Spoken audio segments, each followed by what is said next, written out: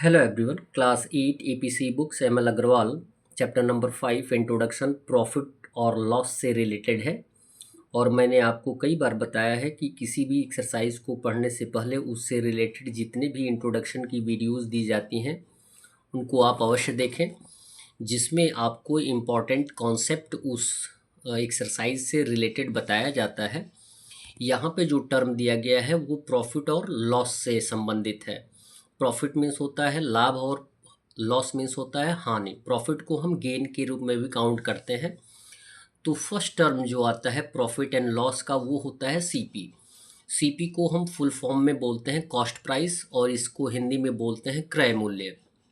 It means क्रय मूल्य क्या होता है? The price at which an article is purchased, यानी वह मूल्य जिस पे किसी सामान को खरीदा जाता है उसे हम बोलते हैं क्रय मूल्य। जैसे हम अपने दुकान पर या किसी दुकान पर गए और किसी सामान को 10 रुपये में हमने खरीदा तो वह हमारा हो जाएगा क्रय मूल्य।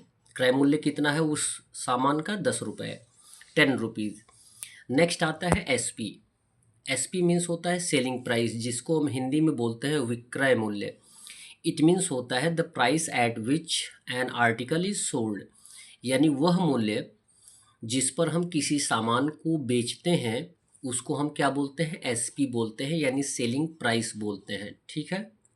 जैसे हमने एग्जाम्पल के तौर पे बताया कि यदि हम किसी सामान को 10 रुपये में खरीदते हैं तो वह 10 रुपये का जो टर्म आता है उसे हम बोलते हैं क्रय मूल्य।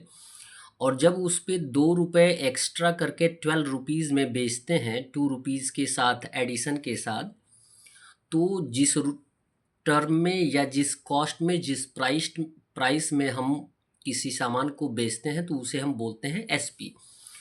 अभी हमने क्या माना? 10 रुपीज़ हमारा कॉस्ट प्राइस है एंड 12 रुपीज़ हमारा क्या है? सेलिंग प्राइस है। प्रॉफिट की बात आती है तो प्रॉफिट मीन्स होता है लाभ। बोला गया if the selling price of an article is more than it's cost price. लाभ कब होता है?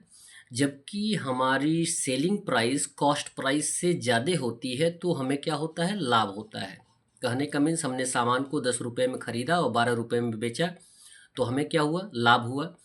कितने का लाभ होगा उसके लिए हमें फाइंड आउट करना होता है profit equal S P minus C P.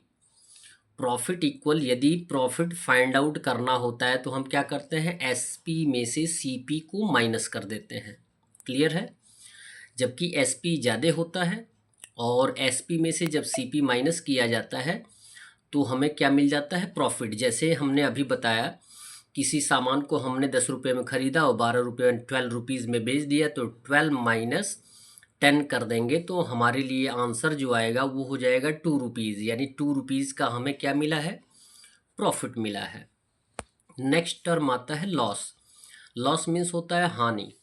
If the selling price of an article is less than it's cost price, यदि किसी भी सामान का सेलिंग प्राइस कॉस्ट प्राइस से ज़्यादा होता है, इट मीन्स हम खरीदेंगे 10 रुपये में और बेचेंगे 9 रुपये में तो हमें क्या होता है? लॉस होता है, यानी हानि होती है। कितने की हानि होती है? 1 रुपीज़ की। हमने खरीदा 10 रुपये में यानी 10 रुपीज़ में और बेचा कितने में? 9 रुपीज़ में, तो 1 रुपीज़ का क्या हुआ? लॉस हुआ।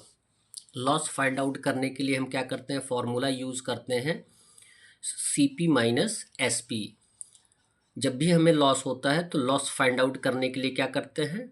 सी पी में से एस पी को माइनस कर देते हैं। नेक्स्ट फॉर्मूला दिया गया है प्रॉफिट और गेन परसेंट। जैसा कि मैंने पहले भी बताया है कि प्रॉफिट को गेन के रूप में भी काउंट करते हैं। प्रॉफिट और गेन परसेंटेज फाइंड आउट करने के लिए हम फार्मूला यूज़ करते हैं profit by C P into 100%, यानी प्रॉफिट फाइंड आउट करके उसमें सी पी से डिवाइड कर देते हैं। C P means cost price, उसके बाद 100% से मल्टीप्लाई कर देते हैं तो हमारा प्रॉफिट और गेन परसेंट मिल जाता है।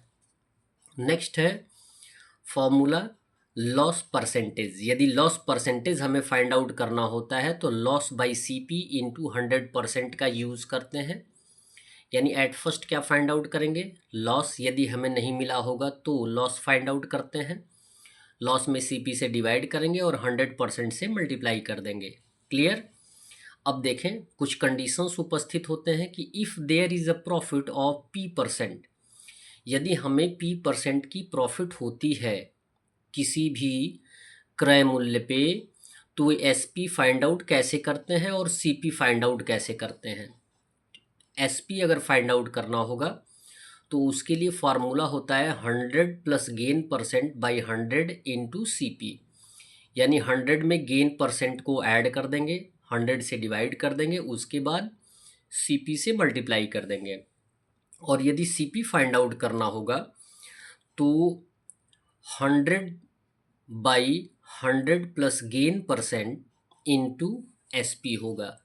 यदि ये फॉर्मूलाज आपके मस्तिष्क में रहेंगे तो ढेर सारे क्वेश्चंस को आप बड़े आसानी से सॉल्व कर सकते हैं। और इन सारे फॉर्मूलाज को, जितने भी रूल्स हैं, इनको आप अपने नोटबुक पर लिखकर लर्न करने का अभ्यास अवश्य करें। नेक्स्ट कंडीशन दिया गया है, if there is a loss of X%, यदि क्वेश्चन में आपको X% का लॉस होता है, यानी मान के चलिए कि लॉस हो रहा है, ठीक है, तो लॉस हो रहा है, तो उस कंडीशन में यदि आपको CP फाइंड आउट करना है तो फॉर्मूला यूज़ किया जाएगा 100 by 100 minus loss percent into SP। और SP फाइंड आउट करना है तो 100 minus loss percent by 100 into CP होगा। ये आपको फॉर्मूलाज दिए गए हैं कि प्रॉफिट गेन करने के कंडीशन पे SP और CP फाइंड आउट करने के लिए फॉर्मूला अलग यूज़ करते हैं, और लॉस के कंडीशन पर CP और SP फाइंड आउट करने के लिए फॉर्मूलाज अलग यूज़ करते हैं। इसमें एक और भी टर्म आता है प्रॉफिट एंड लॉस में, ओवरहेड्स। ओवरहेड्स मीन्स होता है अतिरिक्त व्यय।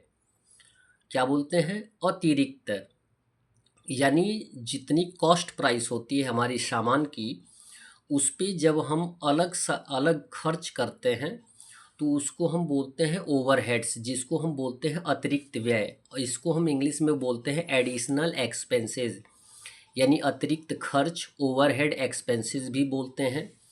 जैसे हमने कोई सामान खरीदा और उसे अपने घर लाया, तो घर लाने में हमें ट्रांसपोर्टेशन के लिए भी खर्च करना पड़ता है। तो यदि किसी सामान को हमने 10 रुपये में ख़रीदा और उसको हमारे घर पे लाने के लिए 100 रुपया खर्च किया गया, तो 100 रुपया जो होता है वो ओवरहेड्स कहलाता है। लेबर चार्ज भी ओवरहेड्स कहलाता है, एडिशनल एक्सपेंसेस कहलाता है और ओवरहेड एक्सपेंसेस कहलाता है। जैसे कमीशन, किसी भी वस्तु के टर्म पे जो कमीशन दिया जाता है वो भी क्या कहलाता है? ओवर हेड एक्सपेंसेस ही बोला जाता है।